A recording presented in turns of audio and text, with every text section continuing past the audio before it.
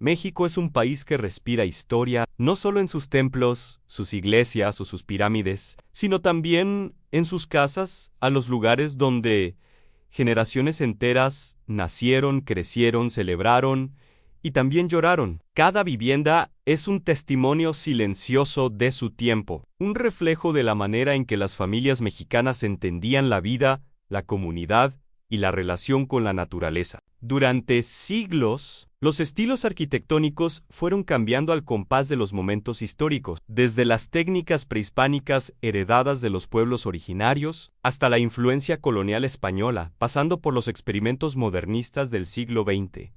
Sin embargo, muchos de esos estilos de casas, que definieron épocas enteras, ya no se construyen hoy. En este recorrido, vamos a explorar con detalle 10 estilos de casas antiguas mexicanas que han quedado en el pasado, pero que todavía laten en pueblos, centros históricos y en la memoria de quienes tuvieron la fortuna de habitarlas. Prepárate, porque este viaje será una ventana al México que fue un México lleno de identidad, color y calidez. El adobe, utilizado desde tiempos prehispánicos, fue el material más humilde y a la vez más ingenioso de la arquitectura mexicana. Con barro mezclado con paja y agua, moldeado en bloques y secado al sol, se construyeron millones de casas a lo largo de la historia. Estas viviendas eran verdaderas maestras de la adaptación climática en regiones áridas. Los muros gruesos mantenían la frescura durante el día y guardaban el calor en las noches frías. En climas templados,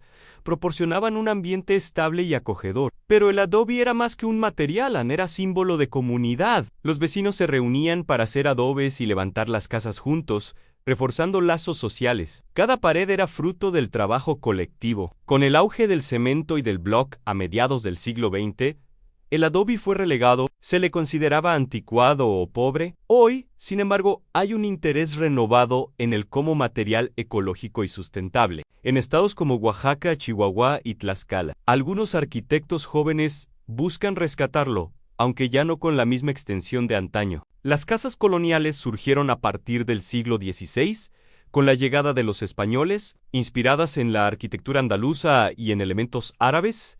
Se adaptaron al clima y a las necesidades del territorio novohispano. El sello distintivo era el patio central. Este espacio abierto no solo iluminaba y ventilaba la vivienda, sino que era el corazón de la vida familiar. Allí se reunían las generaciones, se cocinaba, se celebraba y se descansaba bajo la sombra de un naranjo o escuchando el murmullo de una fuente. Las fachadas, coloridas y solemnes, estaban adornadas con balcones de hierro forjado, grandes portones de madera y detalles de cantera. Las tejas de barro rojo completaban la postal. Ciudades como Puebla, Guanajuato, Morelia y San Miguel de Allende son museos vivientes de este estilo. Sin embargo, la construcción de nuevas casas coloniales quedó atrás. Lo que vemos hoy son imitaciones modernas, pero el espíritu original, hecho a mano y pensado para la vida comunitaria, ya no se reproduce. Durante la colonia y hasta el porfiriato, las haciendas fueron centros de producción agrícola, minera y ganadera. Pero además sus casas principales eran símbolo de lujo y poder. Construidas con piedra, adobe o quentera, solían tener corredores infinitos con arcos, salones de techos altísimos, cocinas monumentales y capillas privadas. Los patios eran enormes, muchas veces con caballerizas y jardines. Las haciendas eran mundos completos. Dentro de ellas había no solo viviendas sino tolers, espacios de trabajo y hasta habitaciones para los trabajadores. Tras la Revolución Mexicana, muchas haciendas fueron abandonadas o cayeron en ruinas. Algunas fueron restauradas como hoteles boutique o museos, pero ya no cumplen su función original. El estilo de casa-hacienda como vivienda familiar es cosa del pasado. Hasta mediados del siglo XX era común ver pueblos enteros cubiertos por techos inclinados de teja de barro rojo. Esta característica no solo embellecía las calles, sino que tenía una función práctica en permitir que la lluvia escurriera fácilmente. El contraste de las paredes blancas o de colores vivos con las tejas rojizas era parte inseparable de la identidad mexicana. Fotografías antiguas muestran panorámicas de pueblos donde las tejas brillaban al sol como si fueran un mar de terracota. Sin embargo, con la modernidad, la losa de concreto se impuso más barata, más rápida y más moderna. Poco a poco, la teja desapareció, y con ella una parte importante del encanto visual de nuestras ciudades y pueblos. Hoy, en destinos turísticos como Tepoztlán o Valle de Bravo, aún se conservan casas con este estilo, pero ya no se construyen masivamente. El gobierno de Porfirio Díaz 1876 a 1911 impulsó un cambio radical en la arquitectura. Inspirado en Francia, buscaba mostrar a México como un país moderno y sofisticado. Las casas porfirianas tenían fachadas llenas de molduras, ventanales altos con vitrales, pisos de mosaico importado y techos decorados con estucos. En barrios como la Colonia Roma, la Juárez y la Santa María la Ribera, en la Ciudad de México, aún sobreviven ejemplos notables. Estas casas reflejaban las aspiraciones de una élite que miraba más a Europa que a sus propias raíces. Tras la Revolución,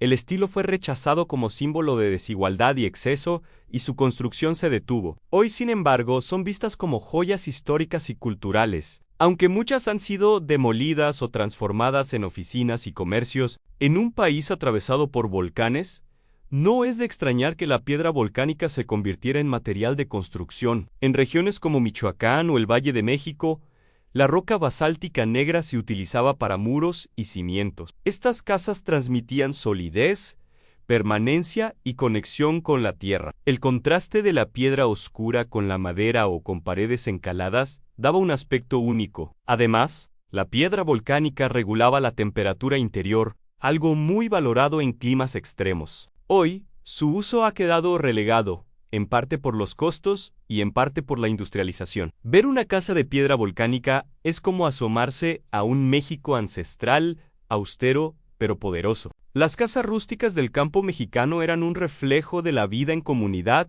y de la autosuficiencia. Hechas con lo que había a mano, madera, adobe, piedra o palma, eran modestas pero funcionales. Muchas tenían cocinas exteriores con fogones de leña, hornos de barro y huertos familiares. El techo de palma o paja protegía de la lluvia, y los animales de granja convivían en el mismo espacio. Estas casas eran el escenario de un México campesino que vivía en armonía con la naturaleza y que poco a poco ha ido desapareciendo con la urbanización. Hoy sobreviven en comunidades indígenas, pero cada vez son menos. Más que un diseño arquitectónico, el patio central era una filosofía de vida. En torno a él giraba todo en la convivencia, las celebraciones y hasta el descanso diario. El sonido del agua de una fuente, el aroma de las flores, el canto de los pájaros en el patio, era un oasis dentro de la casa. No era raro que allí se cultivaran plantas medicinales o árboles frutales. Este diseño,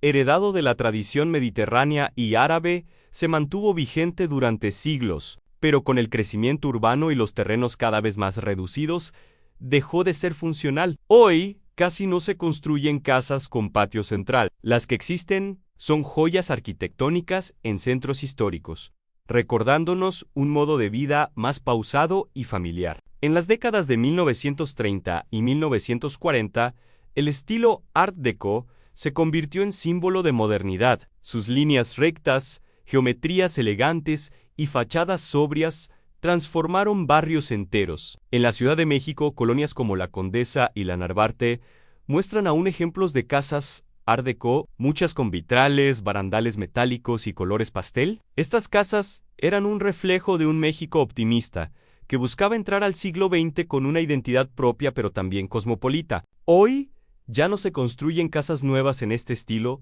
aunque son muy apreciadas y en algunos casos protegidas como patrimonio. En la primera mitad del siglo XX surgió un movimiento que buscaba recuperar la esencia colonial. Las casas neocoloniales imitaban los arcos, balcones y patios virreinales, pero con materiales modernos. Este estilo se convirtió en un símbolo de estatus para las clases medias y altas, especialmente en ciudades como Guadalajara, Puebla y la Ciudad de México. Sin embargo, con el auge de la arquitectura funcionalista en los años 50 y 60, el neocolonial cayó en desuso. Hoy, sus ejemplos se conservan en barrios residenciales antiguos, pero ya no se construyen. Estos 10 estilos de casas antiguas mexicanas son mucho más que paredes y techos son testigos de la historia del país. Cada uno refleja una manera distinta de entender la vida, la familia y la comunidad. Con la modernidad, muchos de ellos desaparecieron, reemplazados por diseños más prácticos y rápidos, pero al mirar atrás,